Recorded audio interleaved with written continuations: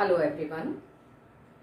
आज का हमारा चर्चा का नया विषय अलंकार है और इसमें सबसे पहले हम अलंकार शब्द का अर्थ जानेंगे, फिर परिभाषा, अलंकार के भेद, उनकी परिभाषाएं, उपभेद, परिभाषाएं और उनके उदाहरण। पहला, अलंकार शब्द का अर्थ क्या है? अलंकार शब्द का अर्थ है आभूषण। और बहुत सीधी सी परिभाषा है कि जिस प्रकार स्त्रियां अपने सौंदर्य को बढ़ाने के लिए आभूषणों का प्रयोग करती हैं, ठीक उसी प्रकार काव्य के सौंदर्य को बढ़ाने के लिए अलंकारों का प्रयोग किया जाता है। अलंकार शब्द का अर्थ हम सुंदरता का साधन भी मान सकते हैं और इस प्रकार हम अलंकार की बहुत सरल परिभाषा शब्द और अर्थ से युक्त होकर काव्य की अभिव्यक्ति को संपन्न बनाने का कार्य अलंकार करते हैं। अलंकार दो भेद होते हैं। पहला है शब्दालंकार और दूसरा है अर्थालंकार। शब्दालंकार से तात्पर्य, शब्दालंकारों में शब्दों की सौंदर्य के कारण, उनके अर्थ के कारण सौंदर्य उत्पन्न होता है, शब्दों के कारण चमत्कार उत्पन्न होता है, इसलिए शब्दालंकार कहलाता है। करुणा करके करुणा निधि रोए, रघुपति राघव राजा राम, यानी एक राजा राम के ही यहां अनेक नाम, अर्थ वही है, इसलिए यहां पर शब्दालंकार होगा। शब्दालंकार के उपभेद प्रीवियस क्लास में भी आपने पढ़े थे।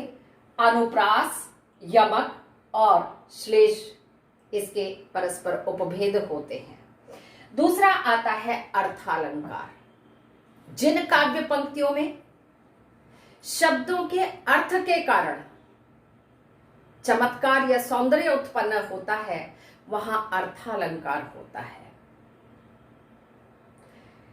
अर्थालंकार के 5 उपभेद होते हैं: उपमा, रूपक, उत्प्रेक्षा, अतिशयोक्ति और मानवीकरण। आपके पाठ्यक्रम में जो सीबीएसई से निर्धारित पाठ्यक्रम है उसमें यहीं तक है, तो हम इन्हीं विषयों पर आज चर्चा करेंगे। पहला अलंकार है अनुप्रास अलंकार। बहुत सीधा सा आप क्लास 7 से पढ़ते आ रहे हैं कि जिन काव्य पंक्तियों में एक वर्ण की आवृत्ति एक से अधिक बार होती है, वहां अनुप्रास अलंकार होता है। मुदित महीपति मंदिर आए, चारु चंद्र की चंचल किरणें खेल रही हैं जल थल में। अन्य अनेकानेक उदाहरण है, जैसे मैंने पहले ही दिया था, रघुपति राघव राजा राम। तो ऐसे ढेरों उदाहरण जब हम कविताओं को पढ़ते हैं तो उसमें से हमें देखने को मिल जाते हैं। और स्पष्टीकरण में ये जो 3 एग्जाम्पल मैंने आपको बताए हैं, इन तीनों में पहले उदाहरण में चारु चंद्र की चंचल किरणें, चौवर्ण की आवृत्ति, मुदित महीपति मंदिर आए, मौवर्ण की आवृत्ति, और रघुपति राघव राजा राम, रवर्ण की आवृत्ति के कारण सौंदर्य उत्पन्न हुआ है, इसलिए यहां पर अनुप्रास अलंकार है। दूसरा, यमक अलंकार। देखिए, अनुप्रास में मैंने वर्ण बताया है, किसी वर्ण की आवृत्ति, जबकि यमक अलंकार में एक शब्द की आवृत्ति एक से अधिक बार होती है, परंतु अर्थ में भिन्नता होती है। अर्थ दोनों बार अलग अलग होता है। जब दोनों बार अर्थ में भिन्नता होती है तभी वहां पर यमक अलंकार होता है। काली घटा का घमंड घटा, यहां 2 बार घटा आया है। काली घटा यानी काले बादल, घटाएं का घमंड घटा अर्थात कम होना। दूसरे घटा का अर्थ है कम होना। तू मोहन के उर्वशी हवे उर्वशी समान उर्वशी। यहां उर्वशी, उर्वशी पहला उर्वशी है, अप्सरा के लिए प्रयुक्त किया गया है। उर्वशी दूसरे उर्वशी का अर्थ है हृदय में बसना। इसके बाद नेक्स्ट आता है श्लेष अलंकार। श्लेष का अर्थ होता है चिपका हुआ, अर्थात एक ही शब्द में कई सारे अर्थ चिपके होते हैं। कोई विशिष्ट शब्द जब एक से अधिक अर्थ अभिव्यक्त करता है, व्यक्त करता है, प्रस्तुत करता है, तो वहां पर श्लेष अलंकार होता है। मंगन को देख पट देत बार बार है। पट में, पट शब्द में यहां श्लेष है।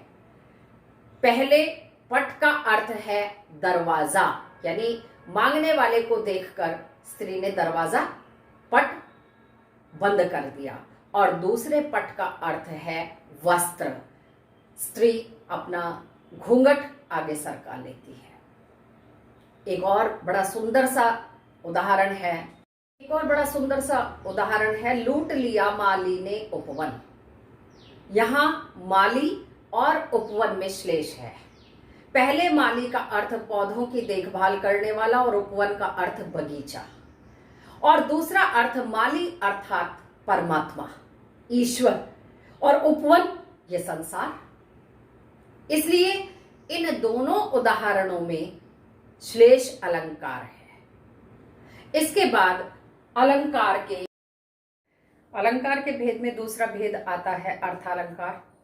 परिभाषा मैंने स्पष्ट की है कि जिन काव्य पंक्तियों में शब्दों के अर्थ के कारण सौंदर्य उत्पन्न होता है वहां अर्थालंकार होता है। अर्थालंकार के भेद उपमा, रूपक, उत्प्रेक्षा, अतिशयोक्ति और मानवीकरण। तो पहला है उपमा अलंकार। उपमा शब्द का अर्थ है तुलना, अर्थात समानता।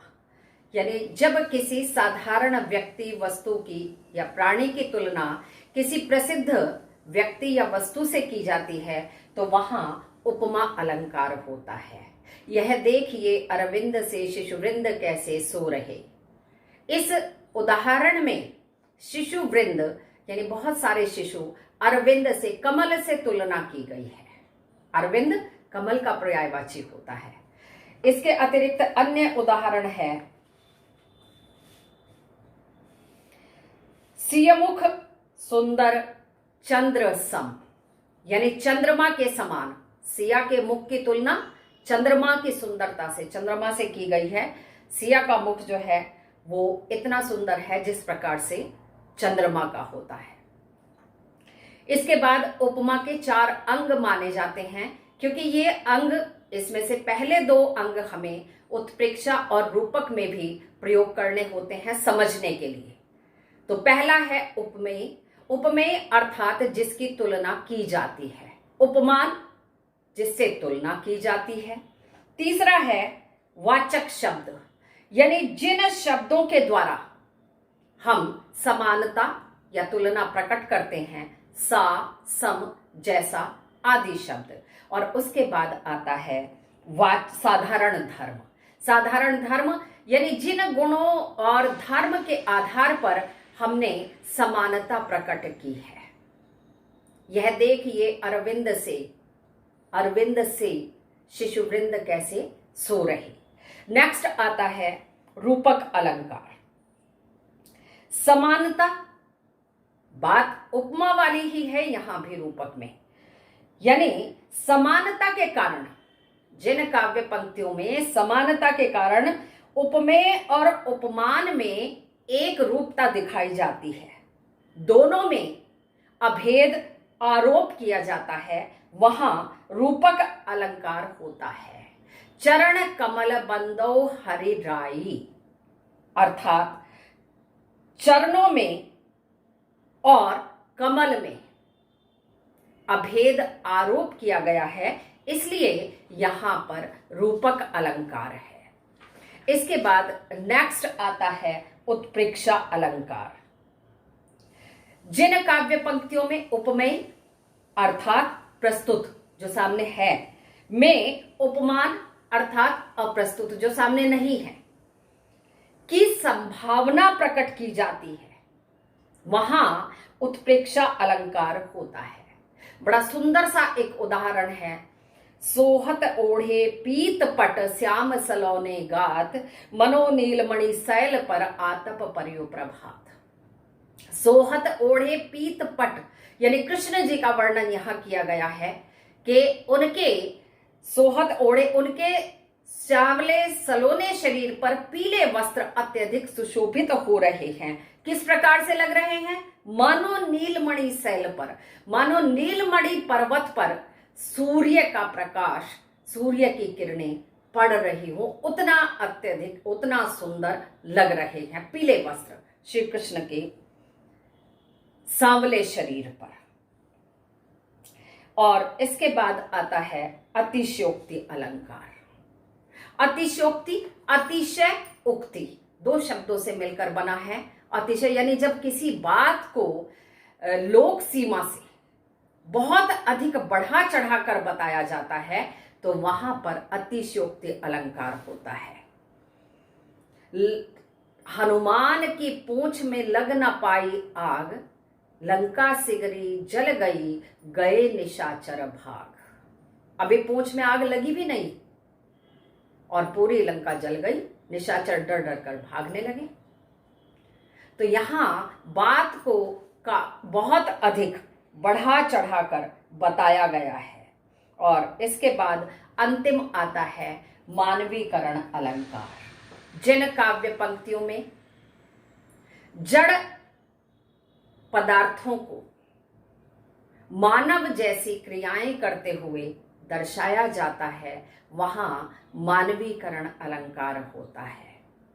सागर के उर पर नाच नाच करती हैं लहरें मधुर गान। आप देखिए बड़ा सुंदर वर्णन कवि ने यहां किया है कि समुद्र के हृदय पर लहरें नृत्य कर रही हैं और मधुर गायन भी कर रही हैं। सागर के उर पर नाच नाच करती हैं लहरें मधुर गान। तो इस अंक में आज मैं यहीं तक चर्चा करूंगी। अगले अंक में फिर नए विषय के साथ आपके समक्ष आऊंगी। तब तक अपने घर में सुरक्षित रहिए। धन्यवाद।